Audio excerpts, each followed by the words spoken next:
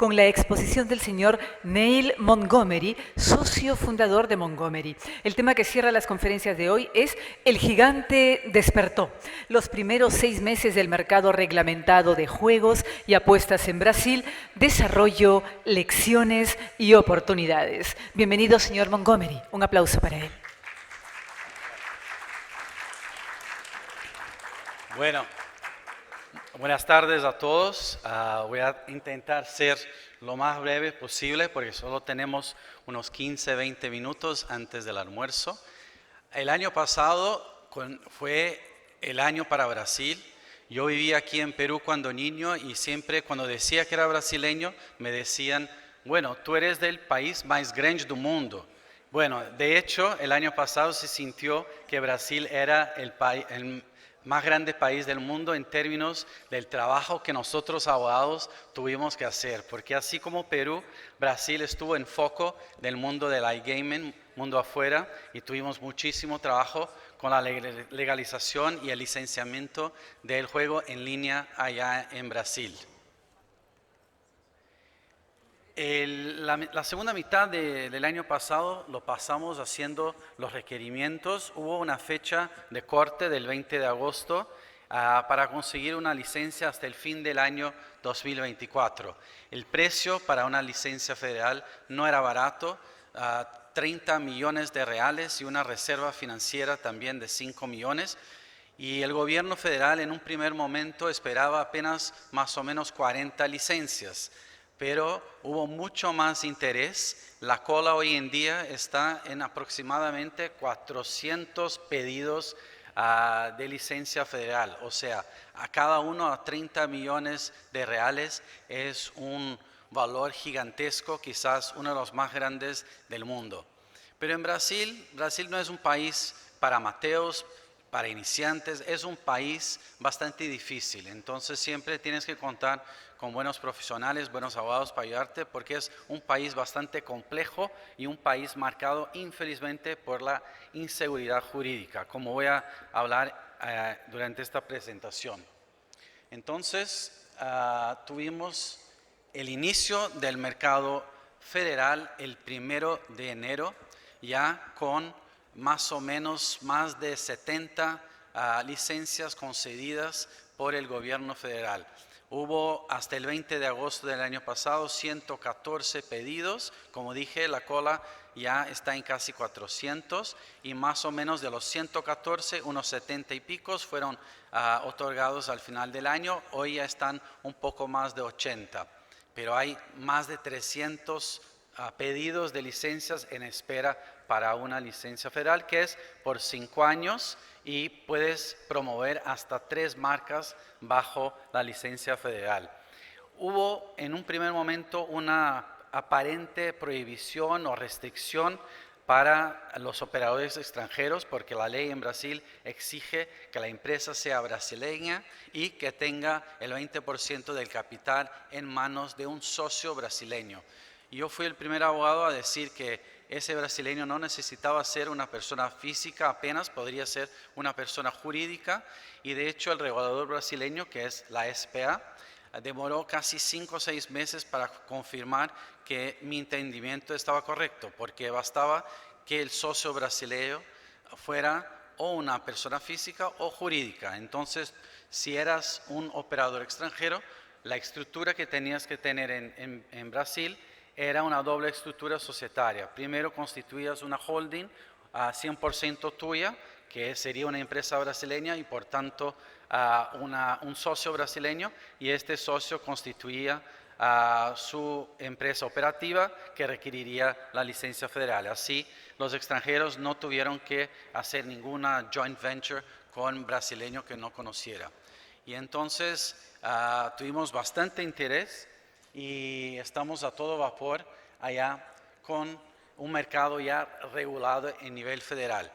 Y para ayudar a los operadores, a los agentes del mercado, la SPA este año, hace algunos meses, sacó cuál es su agenda regulatoria. Y hay muchos temas de interés. Quizás uno de los principales Diferentemente del Perú, donde hay necesidad que los proveedores B2B obtengan una licencia, así como los operadores, allá en Brasil, por el momento, solo los operadores B2C necesitaban requerir la licencia federal de la cual hablé. Pero ya se colocó en la agenda regulatoria un tema para discutir hacia el fin de este año, que quizás también los proveedores B2B también necesiten sacar una licencia. Y eso ha hecho con que hemos presenciado una ola de inversión extranjera allá en Brasil, porque Brasil tiene un sistema tributario también muy complejo y cuando un operador brasileño paga una factura de una empresa extranjera, tiene que pagar una carga tributaria de más de 40, algunas veces más del 50%. O sea, hace sentido para el operador poder pagar a sus proveedores localmente en moneda brasileña y sin esta carga tributaria tan alta, porque cuando tú facturas como empresa brasileña, esos tributos caen por menos de la mitad. Entonces, hemos visto una ola de proveedores B2B a constituir sus propias filiales en Brasil para poder así agradar a sus clientes, los operadores que han obtenido una licencia en Brasil, a facturar en reales y ayudarlos a pagar menos impuestos y también para tener una puerta disponible caso ocurra algo, alguna responsabilidad por parte del desarrollador de juegos o el agregador o cualquier otro proveedor. Es más fácil, claro, hacerlo responsabilizado en Brasil de que en el extranjero. Los tributos en Brasil son muy altos y la semana pasada tuve que actualizar la presentación que ya había pasado aquí el PGS porque aumentaron nuevamente los impuestos. Allá tenemos un impuesto sobre transacciones financieras llamado el IOF y se aumentó el IOF justamente usando las BETs, las operadoras B2C como llamamos allá en Brasil. Y en Brasil las operadoras tienen varios tributos que pagan. Uno de ellos es la llamada contribución sobre el GGR. Cuando se discutía la ley que legalizó el juego en línea, se propuso inicialmente un arancel del 18%, pero la ley cuando aprobada salió con el 12%. Ahora el gobierno federal ha regresado a esta alícuota de 18%, o sea, aumentó en 50% la contribución sobre el GGR, que es uno de los principales expensas que los operadores brasileños tienen. Además de eso, tienen el impuesto sobre la renta, la contribución líquida sobre provecho líquido y otros impuestos también federales y municipales. O sea, la carga es bastante alta y ahora lo acaban de aumentar. No es de aplicación inmediata, sería a partir de octubre y hay un movimiento también allá en el Congreso Nacional para cancelar la medida provisional que fue la norma emitida por el gobierno federal para aumentar el IOF. Así como aquí en Perú, pero quizás no con tanto éxito, el regulador brasileño ha tenido mucha preocupación con la canalización. Algunos dicen que puede ser alta como el 50% allá en Brasil. No tenemos los números oficiales porque el regulador brasileño no ha sacado estos números, pero se espera que haya un mercado negro todavía muy grande, no solo porque hay una demora en sacar las licencias, como dije, hay una fila de casi 400 pedidos y menos de 100 fueron otorgados, o sea, mientras no tengas la licencia no puedes operar oficialmente allá en Brasil.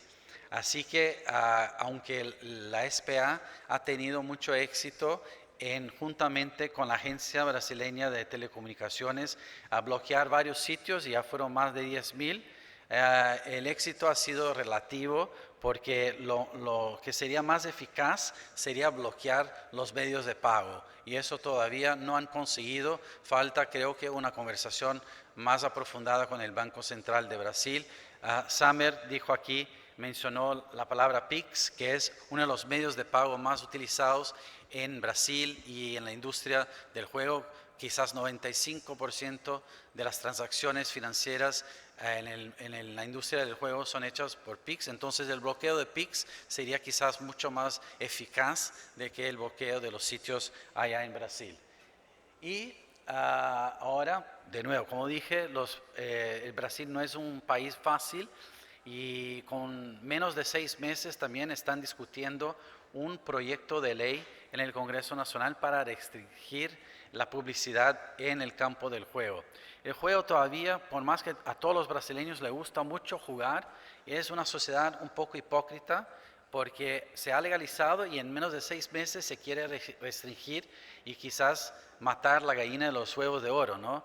Entonces, no solo por el aumento de carga fiscal, pero también hay una posibilidad que tengamos, espero que no, restricciones en el campo de la publicidad, de no poder usar, por ejemplo, celebridades como en las propagandas de estos operadores. Pero esperamos, todavía eso no es una norma, pero es algo que acompañamos muy de cerca.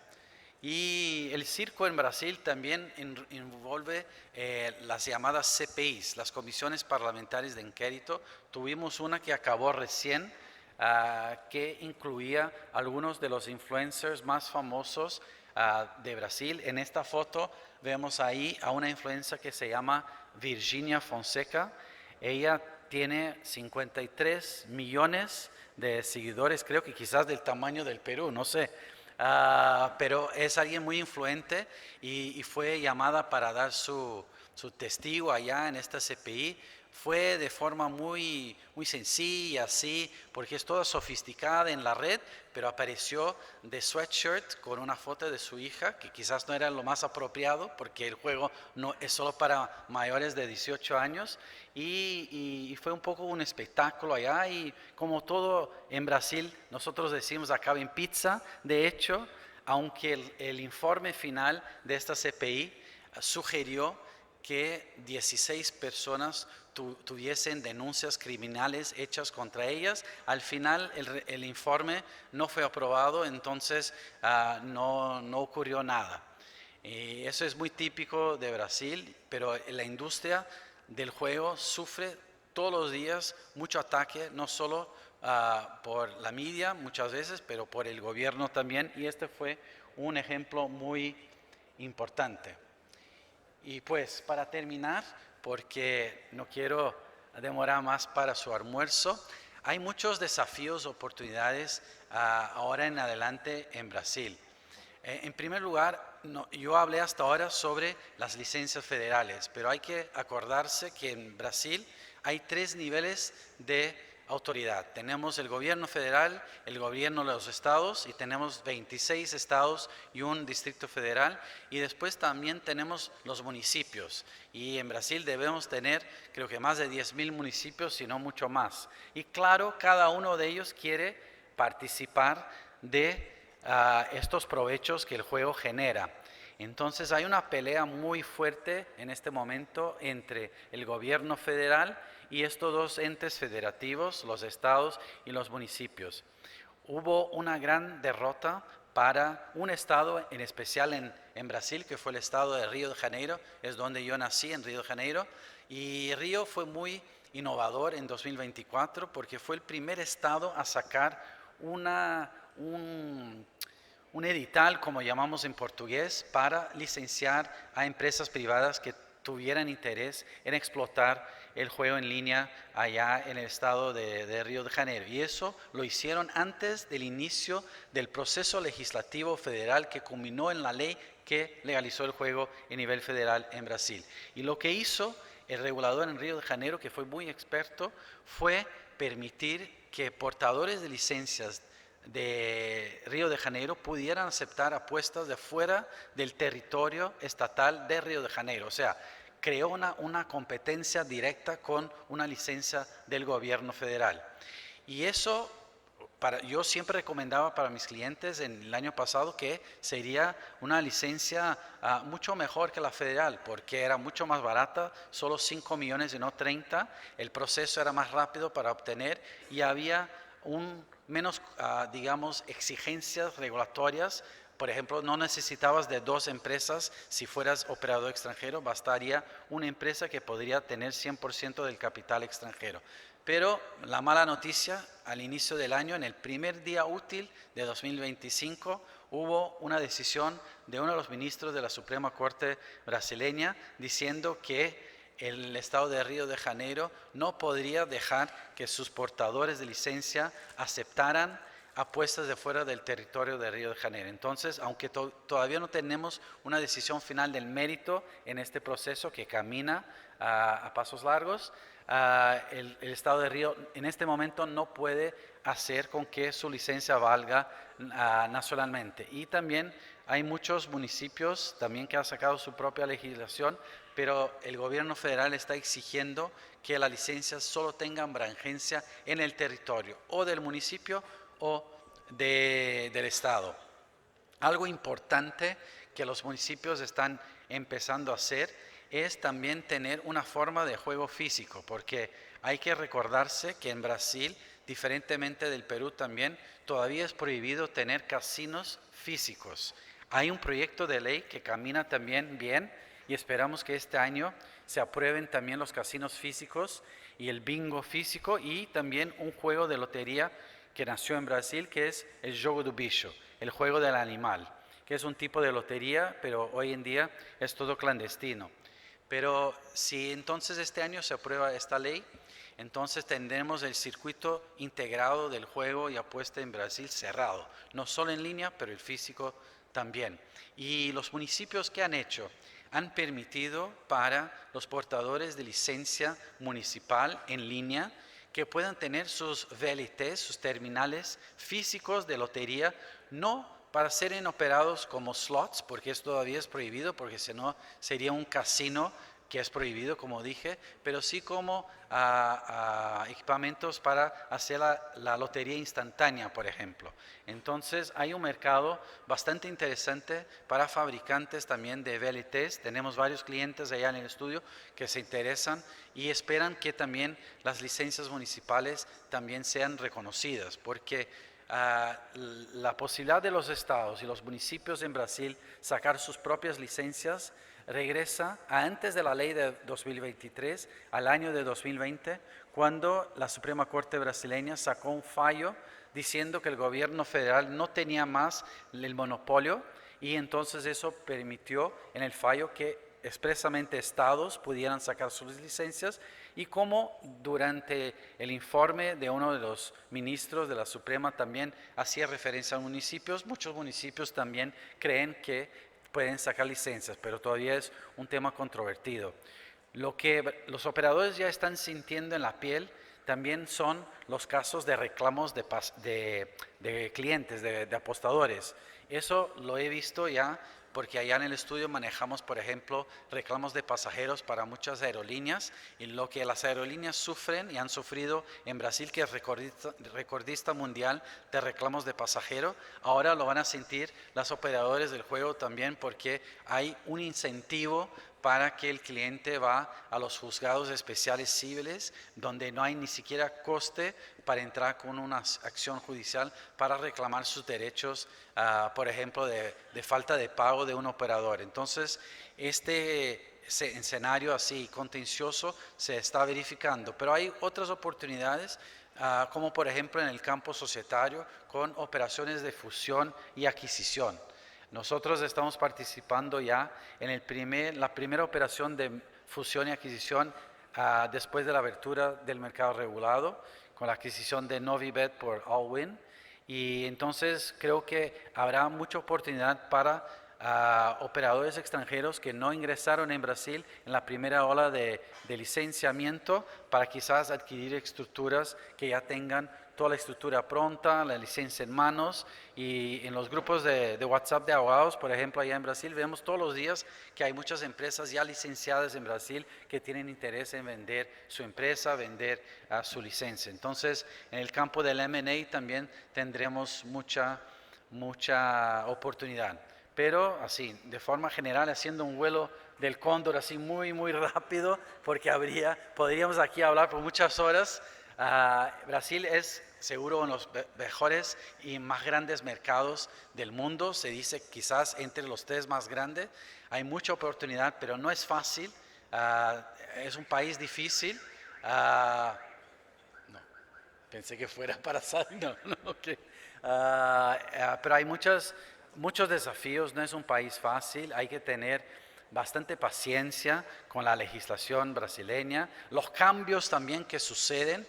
Como dije, el aumento de 50% de impuesto en menos de 6 meses muestra claramente cómo no es un país para iniciante. Pero para quien tiene interés en un mercado gigantesco de más de 200 millones de personas, les invito siempre a venir a nuestro Brasil, que tiene cómo aprender mucho todavía de nuestros vecinos latinoamericanos, y creo que el Perú es un país que tiene mucho a enseñar también para nuestro regulador, para que no sea también tan riguroso y pueda atraer las inversiones más numerosas y más rápidas a nuestro país. Entonces, muchas gracias por la paciencia y estamos aquí. Espero estar aquí de nuevo la tercera vez del año que viene.